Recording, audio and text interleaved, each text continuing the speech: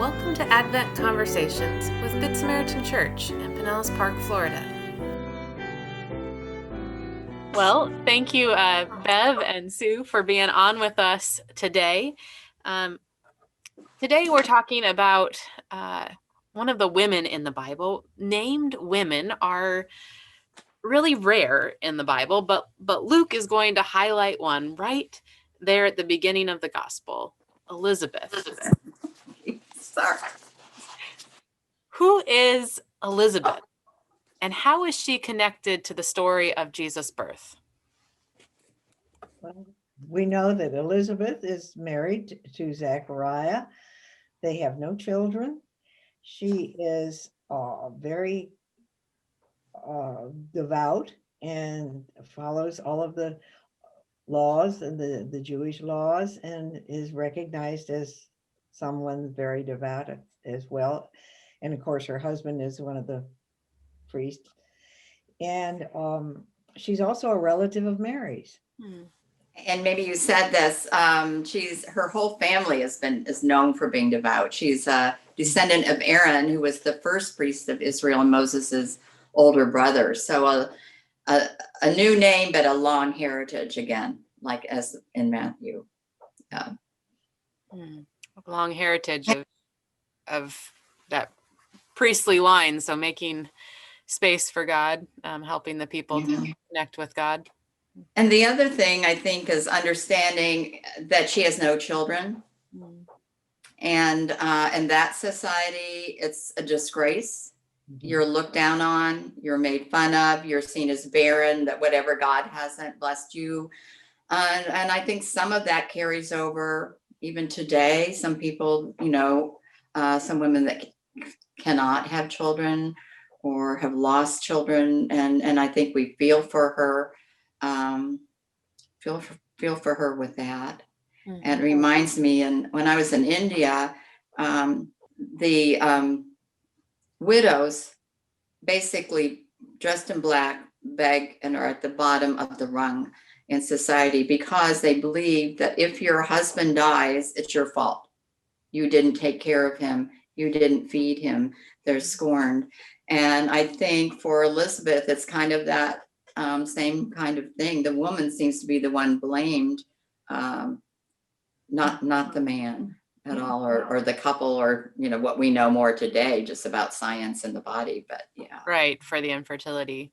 But then, of course, late in life, after she thinks she's beyond childbearing years, she's gonna end up pregnant with Jesus' cousin, John the Baptist, the one who will prepare the way for Jesus.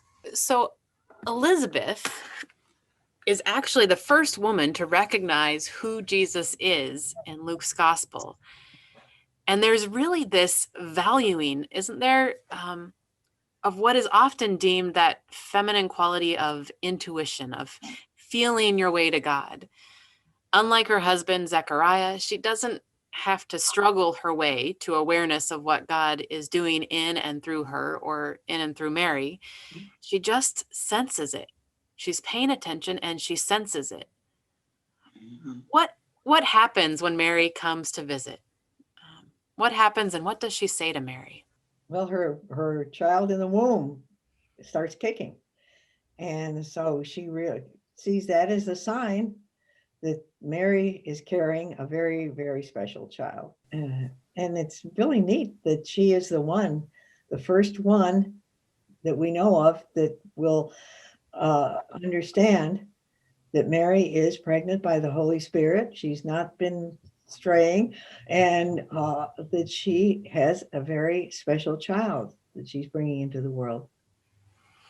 Yeah, I think Elizabeth was part of the promise, really, to Mary when Gabriel told her there's someone else in your same situation. And I think she took off right away to see if this was really true.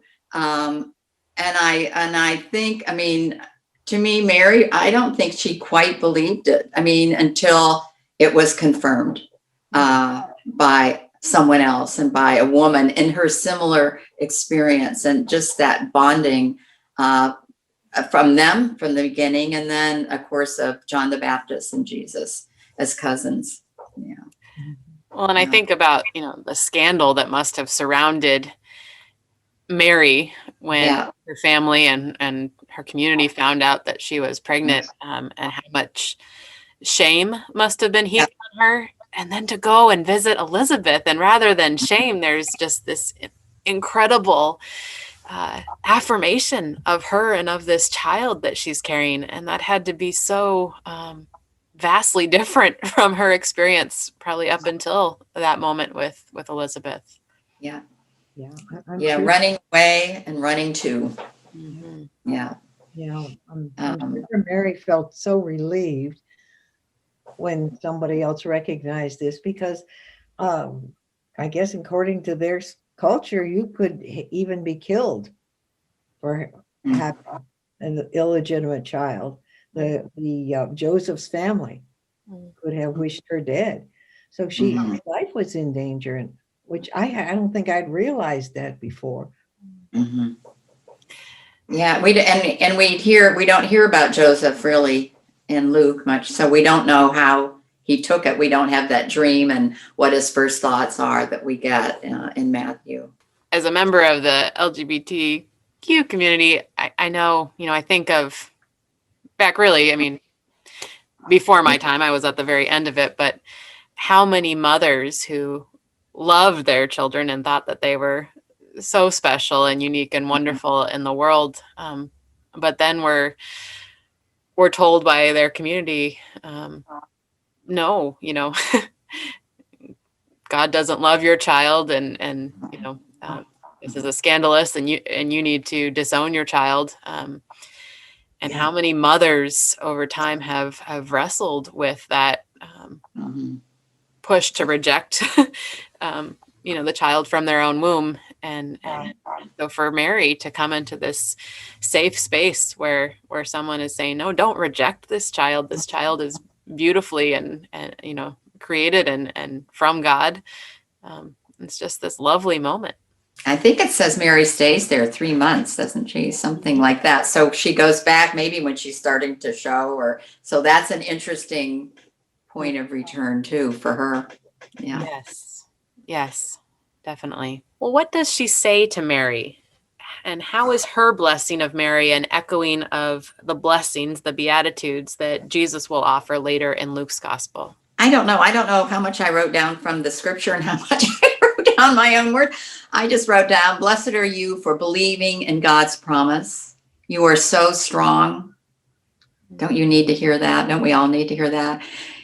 You are the mother of my Lord. And like Bev was saying, this isn't just any kid. You can be so proud of this child. My child, leap for joy, just at the sound of your voice. And you see Mary becoming very much part of Jesus's life and story, that people would be pleased, and the her long ministry itself, and for what is to be. So you see this child, it's going to bring a lot of joy. Of course, we hear something else later on at the temple, and she'll be like a mother of the disciples. I mean, we know she had other children as well, obviously, but to think that people for thousands of years would remember you, your courage, your faith, and your staying with God's promise. But it is a good time to see the interaction of women. Mm-hmm. And, there's a certain power there, the intuition, the knowledge that they have and they share, and there's a lot of strength there between those two women. Mm-hmm. It's a great story. I'm during COVID, I'm kind of returning to one of the people of my heart, Abraham Joshua Heschel. And he says, religion begins with wonder and awe. And I'm sitting here in my studio today because I don't know if you can see the sign up behind me, Katie Fullerton made when I retired. It points out and says the Wonder Outlet. And when I first came to Good Sam, across the street from Good Sam, I don't know if you know the story. Do you know the story, Jen? I don't know, but across the street from Good Sam was a bread outlet, Wonder Bread Outlet. And the sign out front said the Wonder Outlet. And I would drive when I was driving to church from South St. Pete, every time I'd see the Wonder Outlet. And somehow it came up whatever in a sermon. And, we are the wonder outlet here at Good Sam. Later on, they took down that building, and we always wished we could have grabbed that sign and put it out front with the church. But I think of Good Sam and what you are doing now and the sermons afterwards with the times of wonder, and wondering that tradition of being the wonder and going out in the world to see the wonder wherever we are was a wonderful blessing. And I thank Heschel for that as well, knowing the importance. It isn't the dogma, it isn't how much you've read, it's the wonder, the awe of what's the divine is doing in the world and in each person. Yeah. And Bev, I love when you were talking about these two women coming together. I think of the images earlier this summer of, was it Portland, where the moms were linking arms with each other to create almost like a shield and keep the Black Lives Matter protesters safe. And I think of, this beautiful story of these women basically doing that to, as we talked about earlier, usher God's presence into the world, usher the Christ child in. Well, when Mary goes to Elizabeth, do you think she's running away? Partly. Mm-hmm. Yes, I think she has reason to run away. Mm-hmm. There could be some fear of what she would face if she stayed home. It's the growing up. If a girl got pregnant out of wedlock, you always sent her to a relative or something to give birth. Mm-hmm. Mm-hmm. And just how good it is to have a friend, a pastor, a counselor, how we all, in essence, even Mary, even despite Gabriel saying, all things are possible with God, we all need someone to hear us and reassure us and believe in our goodness. And and really we hear Elizabeth echoing Gabriel in so many ways in what she says to Mary, but we all need that, don't we? Someone to echo back to us God's message to us. Sometimes it takes multiple times of hearing it before we really take it in. Was your call to minister? How was your call to ministry? Did you know, or did it suddenly something clicked? I'm a major introvert and was painfully shy growing up, and terrible stage fright. And so the idea of any kind of vocation or career where I'd be asked to get up and public speak all the time was horrifying to me. And I really avoided it, but I loved studying theology and kept coming back to it and had a number of experiences, some of them kind of more mystical than others, but where it just, no matter how hard I tried to walk away from it, kept getting pulled back to it. I'm glad you did. Well, so Elizabeth offers these very empowering words of affirmation to Mary. What empowering words do you think we need to hear this season, or even what empowering words do you need to hear this season? God is here with us, walking with us through this. Mm-hmm. And there sometime this will end. The end is coming of the pandemic. Yeah. Hopefully. Well, that's why these stories are so wonderful, to go back, to see what people have lived through and survived, and here we are today, to remember that. I did a personal one. I just wrote down, when you said, what empowering words do you need to hear? So I listened and I wrote, do not be afraid. Be quiet and listen. God is calling you to.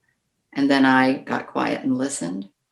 And the word that came to me was bloom, which is an interesting word for me, because as a preteen or early teen, I had a number of dreams where flowers were growing out of my arm. And I don't know, it could be your, coming of age young girl, I don't know, but flowers growing out of my arm. And this is the days when we wore white kind of button down shirts.